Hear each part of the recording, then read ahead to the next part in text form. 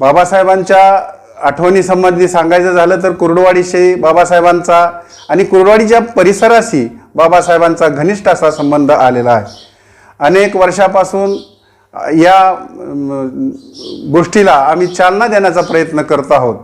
बाबासाहेब खऱ्या अर्थाने या ठिकाणी पहिल्यांदा 24 जानेवारी 1937 साली या ठिकाणी जीवाप्पा आयदाळे यांच्या प्रचारार्थ या ठिकाणी कुर्डुवाडीला आले होते आणि जीवाप्पा आयदाळे हे आमदारकीला उभा होते आणि त्यांचा प्रचार करण्यासाठी या ठिकाणी आत्ताचं हिरालाल थिएटर जे कुर्डुवाडीच्या सेंटर प्लेसमध्ये आहे, आता त्याला लक्ष्मी थिएटर म्हटलं जातं, या थिएटरमध्ये प्रचंड प्रमाणात मोठ्या प्रमाणामध्ये मोठी सभा प्रचाराची सभा झालेली होती आणि त्या सभेमध्ये बाबासाहेबांनी आपलं मनोगत व्यक्त केलेलं होतं।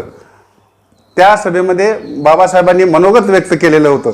त्याच जीवाप्पा आयदाळेंच्या माध्यमातून बहिष्कृत हितकारिणी सभा यांच्या माध्यमातून त्यांनी सोलापूरला मुलांचं बोर्डिंग चालू केलं होतं आणि त्याचं प्रमुख म्हणून जीवाप्पा आयदाळे यांना नेमलेलं होतं।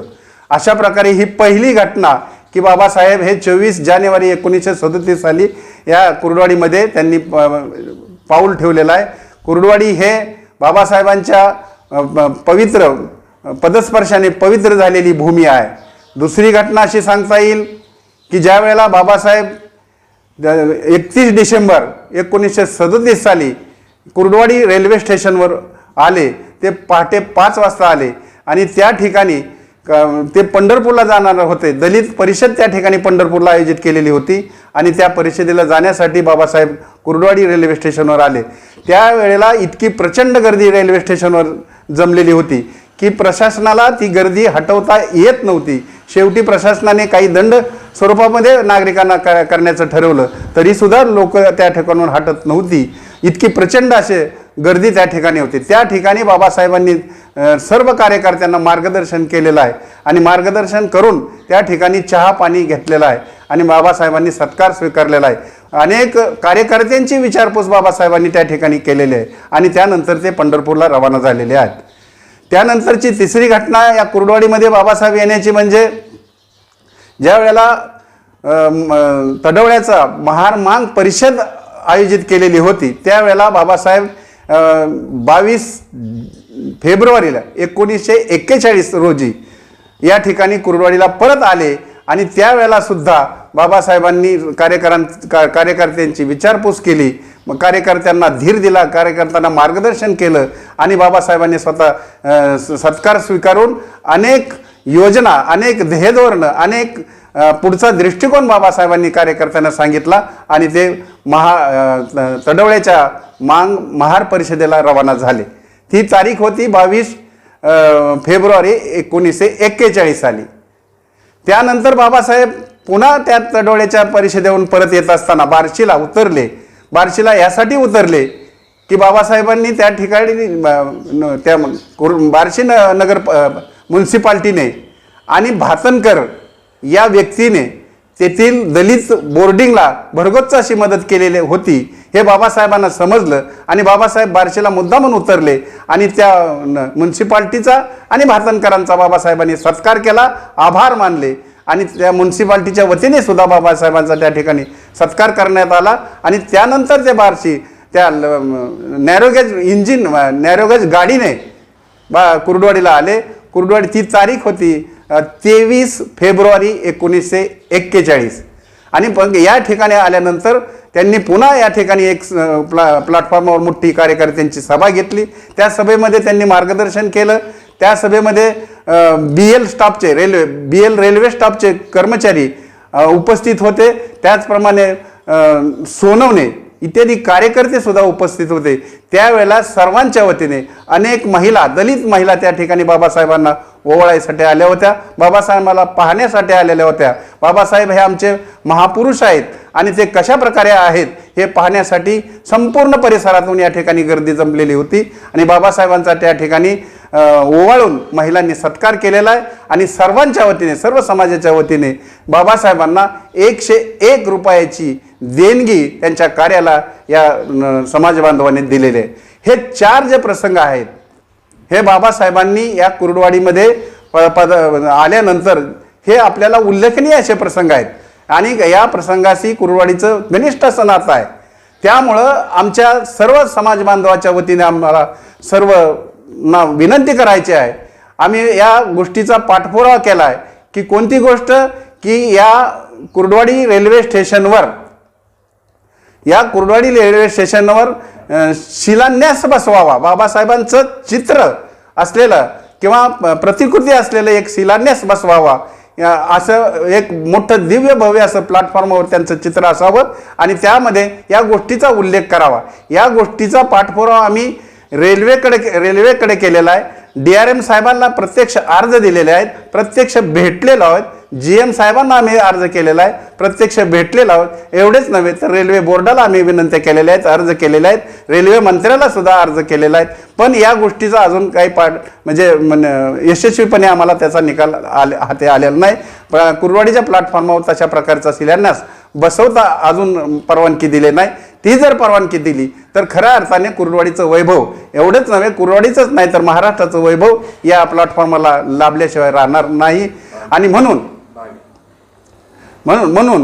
या ठिकाणी जे आम्ही प्रयत्न करत आहोत, मी सर्व जनतेच्या माध्यमातून, सर्व राजकीय प्रतिनिधीच्या माध्यमातून मी आपणाला विनंती करतो आणि हे मॅक्स महाराष्ट्राच्या चॅनलच्या माध्यमातून मी विनंती करतो की या गोष्टीला आपण चालना द्यावी, त्याचा पाठपुरावा करावा आणि अशा प्रकारचा शिलान्यास त्या ठिकाणी रेल्वे प्लॅटफॉर्मवर बसवावा अशी सर्व समाज बांधवांची तुम्हाला विनंती राहील.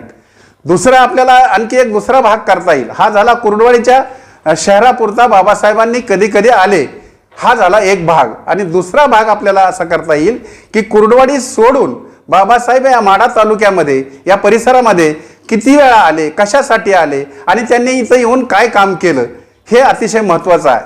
आणि मग ते सांगत असताना आपल्याला कुर्डवाडीच्या जवळच एक 10-12 किलोमीटर अंतरावर असणारं माढा हे तालुक्याचं ठिकाण आहे. आणि त्या तालुक्याच्या ठिकाणी बाबासाहेब हे जवळ ऑक्टोबर महिन्यामध्ये, ऑक्टोबर 1924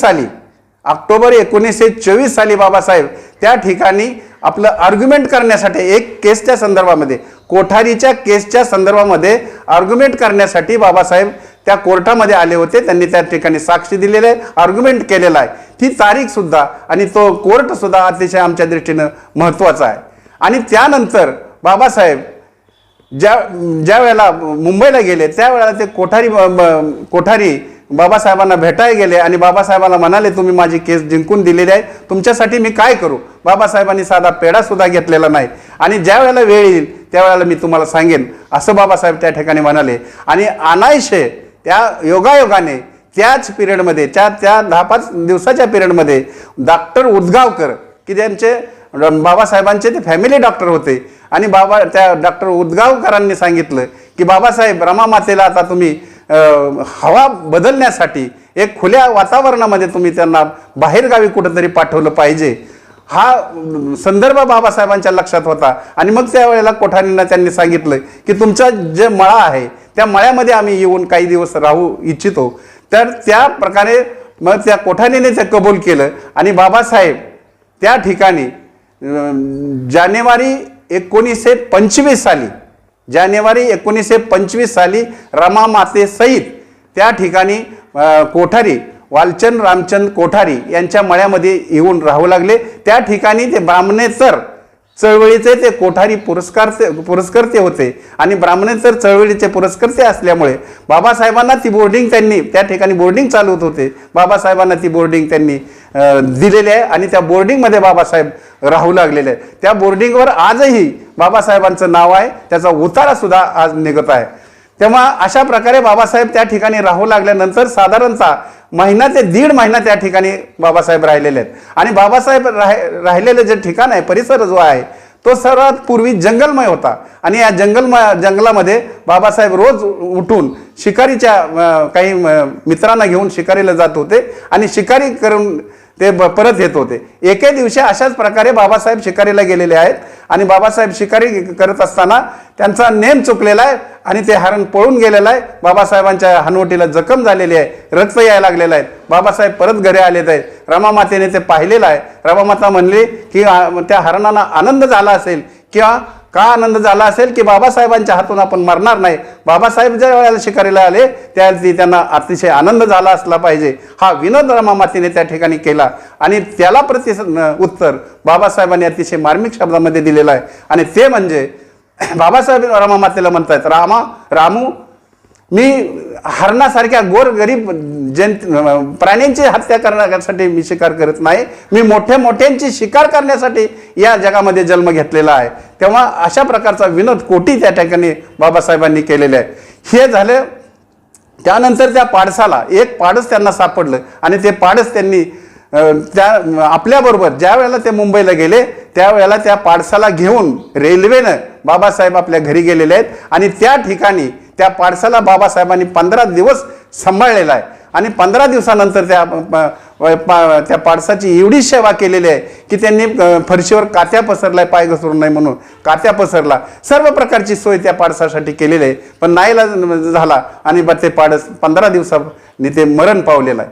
अशा प्रकारची जी 22ची घटना आहे, ती 22ची घटना अतिशय महत्त्वाची घटना आहे. बाबासाहेब हे रमामातेसहित त्या ठिकाणी दीड महिना राहिलेले आहेत. आणि तो परिसर बाबासाहेबांनी सगळा पिंजून काढलेला आहे. आणि मग ती जी जमीन आहे ती साधारणतः 6-7 एकर जमीन आहे. आणि ही जमीन जी आहे ही जमीन एका बाबासाहेबांच्याच नावावर होती, पण आता सध्या दुसरीकडे आहे. ही जमीन आम्हाला आमच्या समाजाला मिळावी किंवा शासनाने त्याचा ताबा घ्यावा आणि शासनाच्या माध्यमातून ते रमामातेचं आणि बाबासाहेबांचं स्मारक, भव्य असं स्मारक जेणेकरून महाराष्ट्रामध्ये हे स्मारक 1 नंबरचं व्हावं, अशा प्रकारची आमची कल्पना आहे, आमची अशा प्रकारची मागणी आहे. ते शासनाने तरी ताब्यात घ्यावं किंवा आमच्या समाज बांधवाच्या तरी ताब्यात ती जमीन द्यावी. ती जमीन आमच्या ताब्यात आल्यानंतर त्या ठिकाणी विविध प्रकारचे प्रकल्प आम्ही त्या ठिकाणी राबवणार आहोत की जेणेकरून बाबासाहेबांचं जे वास्तव्य आहे ते स्मारक बनेल आणि अद्वितीय असं स्मारक त्या ठिकाणी होईल, अशी आमची सर्व जनतेची मागणी आहे. आणि मी पुन्हा आपल्या चॅनलच्या माध्यमातून, मॅक्स महाराष्ट्र चॅनलच्या माध्यमातून या गोष्टीला आपण फोकस करावं, या गोष्टीचा आपण पाठपुरावा करावा आणि ही गोष्ट आपण वरच्या लेवलला नेऊन या गोष्टीला त्या जी जमीन आहे ती जमीन आमच्या ताब्यात द्यावी किंवा महाराष्ट्र शासनाने ताब्यात घ्यावी आणि महाराष्ट्र शासनाने त्या ठिकाणी मोठ्या प्रमाणामध्ये स्मारक बनवावं. ही झाली घटना, ही झाली 22ची घटना.